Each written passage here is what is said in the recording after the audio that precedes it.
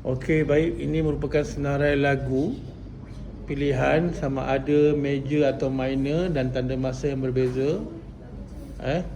Meter lazim, meter tak lazim. So mereka sedang berbincang untuk pemilihan lagu untuk PB3. Satu lagu major, satu lagu minor. Kalau lagu major dah pilih 3-4, lagu minor kena ambil 4-4 meter lazim. Ni perbincangan antara si Azahra dengan Anis. Putri ada sikit masalah, dia tentang melodi. Dia tengah cari tentang melodi. Okey, burung kakak tua, si Sarah sedang berlatih melodi. InsyaAllah boleh selesaikan. Nuha masih berbincang. Nuha dengan siapa Nuha? Nuha dengan siapa? Putri. Okey. Pilihlah tu.